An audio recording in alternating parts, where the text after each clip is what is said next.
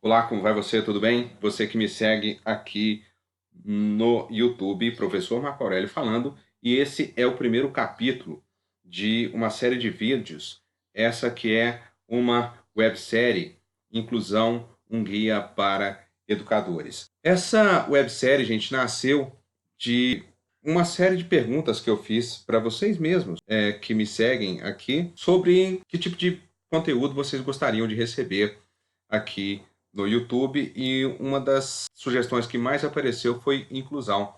Baseado nisso, então, eu venho elaborando conteúdos acerca de inclusão, que onde veio aqui esse primeiro de forma gratuita. E se você quer participar de um curso gratuito sobre síndrome de Asperger e autismo, clica no link que está logo aqui abaixo, que eu vou mandar login e senha para você participar do curso com certificado e tudo mais, tá bom?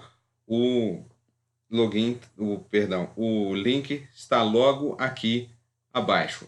Então, vamos embora para o conteúdo aqui desse curso. Conquistando e utilizando o apoio da família e da comunidade para o ensino inclusivo. Afinal de contas, a questão da inclusão na educação é um dos grandes desafios que a gente encontra hoje em dia, né? Com o ganho que as pessoas tiveram, com o histórico da inclusão, que as pessoas que antes ficavam segregadas vieram, então, com a questão da legislação, vieram para a escola. Mas, afinal de contas, está todo mundo incluso mesmo? Está todo mundo, de fato, tendo acesso a tudo que lhes é de direito? Bora, então, fazer esse tipo de reflexão. Como as famílias têm levado essas pessoas para a escola e como as famílias têm percebido a escola recebendo pessoas com deficiência, sejam elas quais forem. O negativismo, ele é sintomático de uma sociedade competitiva que idolatra os vencedores e evita os perdedores. Nós estamos imersos, né, numa sociedade que é muito competitiva e que é fruto, né, do capitalismo. Nós formamos e criamos os nossos filhos para que eles sejam os melhores, afinal de contas, e a escola está por dentro disso. É muito comum, né, a gente fazer com que os nossos filhos, formar os nossos filhos para que eles sejam os melhores, para que ele seja o melhor aluno, o primeiro aluno, o melhor na redação, o melhor na matemática, porque a gente vive pensando, né, se ele é o melhor aqui, o reflexo disso é que ele seja o melhor no mercado de trabalho, para que não lhe falte, então, ofertas de trabalho, para que ele consiga, enfim, né, ser aquele melhor ou aquela melhor lá no mercado, e que não lhe falte, então, forma de prover a si e a sua família no futuro. E quando a gente tem, então, um filho com alguma necessidade especial, isso quebra esse paradigma e a gente se vê, então, numa forma, né, diferente de enxergar toda essa questão para aquela pessoa que está com necessidade especial e para o nosso filho também, quando isso acontece com o nosso filho. E isso nos coloca de frente com um preconceito. E esse preconceito faz com que nós, enquanto sociedade, e os próprios pais encarem a deficiência não como uma característica pessoal neutra, mas como uma qualidade negativa e definidora que requer segredo, defensiva e vergonhosa. Olha só, segundo o que a gente percebe, a gente deveria colocar aqui a deficiência como uma característica pessoal neutra. Afinal de contas, o João, a Maria ou quem quer que seja, é simplesmente o João ou a Maria ou quem quer que seja.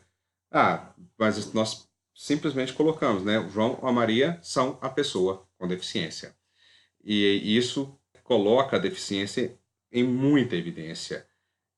Isso coloca muita negatividade nas pessoas, traz essa qualidade negativa, define muito a pessoa, por vezes coloca isso em segredo, na defensiva, traz a vergonha, né? E esse negativismo tem evitado que crianças com deficiência sejam então bem recebidas nas escolas, nos bairros, nas suas comunidades, que elas contribuam de forma boa com o que elas podem, né? E isso contribui para a negação da sua cidadania plena.